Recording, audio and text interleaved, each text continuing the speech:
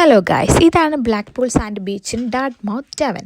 By the way 1 week എനിക്ക് annual ലീവാണ്. ആയതിനാൽ ആനുവൽ ലീവ് എങ്ങനെ മാക്സിമം യൂട്ടിലൈസ് ചെയ്യാം എന്നുള്ളൊരു റിസർച്ചിലാണ് ഞാൻ. ആനുവൽ ലീവിന് ചെയ്യാനുള്ള കാര്യങ്ങളെല്ലാം ഒരു ബക്കറ്റ് ലിസ്റ്റ് തന്നെ ഉണ്ടാക്കി വെച്ച് രണ്ടും കൽപ്പിച്ചിറങ്ങിയതാണ് ഞാൻ.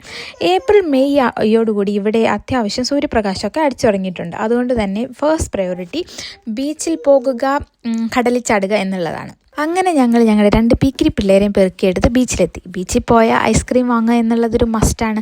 നാട്ടിലായിരുന്നേ നല്ല ഉപ്പിലിട്ട പൈനാപ്പിളും മാങ്ങയും ഒക്കെ ഉണ്ടായിരുന്നു. തൽക്കാലം ഇവിടെ ഐസ്ക്രീം വെച്ച് നമുക്ക് അഡ്ജസ്റ്റ് ചെയ്യാം. 4 പേർക്ക് വേണ്ടി 4 ഐസ്ക്രീമാണ് വാങ്ങിയതെങ്കിലും ബീച്ച് കണ്ട പിള്ളേർ ഐസ്ക്രീമൊക്കെ നിങ്ങളെടുത്തോ, ഞങ്ങൾ കളിക്കട്ടെ എന്ന മട്ടിലായി. അവസാനം 4 ഐസ്ക്രീം ഞങ്ങൾ 2 പേര് കൂടി തിന്ന് തീർക്കേണ്ടി വന്നു.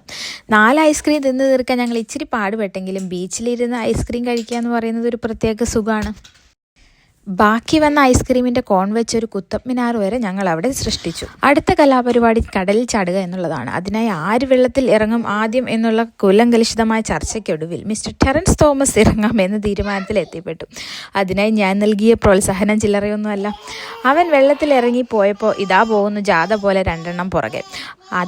അങ്ങോട്ട് പോയ ആവേശം ഒരു തിര കണ്ടപ്പോൾ തീർന്നു. ഇതാ വരുന്നു അതേ സ്പീഡിൽ തിരിച്ച്. പിന്നീട് ടെറൻസ് വെള്ളത്തിൽ ഇരിക്കുന്നു, കിടക്കുന്നു, നീന്തുന്നു. ആഹാ, എന്തെല്ലാം കാണണം! ഇതൊക്കെ കണ്ടപ്പോൾ വെള്ളത്തിലിറങ്ങിയാൽ കൊള്ളാമെന്ന് ഞാനും തീരുമാനിച്ചു. പക്ഷെ വിചാരിച്ച പോലെയല്ല ഗൈസ്. ഫ്രീസറിൽ കാലിട്ടതുപോലെയാണ് തണുപ്പ്. പോയ അതേ സ്പീഡ് ഞാനും തിരിച്ചു കയറി. പിന്നെ നമ്മളൊരു കാര്യം ആഗ്രഹിച്ച് വന്നിട്ട് അത് നടത്താതെ തിരിച്ചു പോയാലേ എന്തോ ഒരു സുഖമില്ല. അതുകൊണ്ട് പിന്നെ കുറച്ച് നേരം കൂടെ തിരയിൽ കിടന്നുരുണ്ടു. വെള്ളത്തിൽ നിന്ന് ഇറങ്ങിയ ശേഷം വന്ന് തീരത്തിരുന്ന് വെയിൽ കൊള്ളാൻ നല്ല സുഖമാണ് കേട്ടോ. സോ വെയിൽ കായലൊക്കെ കഴിഞ്ഞ് വീണ്ടും 2 റൗണ്ട് വെള്ളത്തിലിറങ്ങിയപ്പോഴത്തേനും ഞങ്ങൾക്ക് നല്ല വിശപ്പിൻ്റെ വിളി വന്നു ഗൈസ്. പിന്നെ ഒട്ടും താമസിപ്പിച്ചില്ല. വരുന്ന വഴിക്ക് 2 കപ്പ് ബിരിയാണിയും വാങ്ങി വീട്ടിൽ പോന്നു.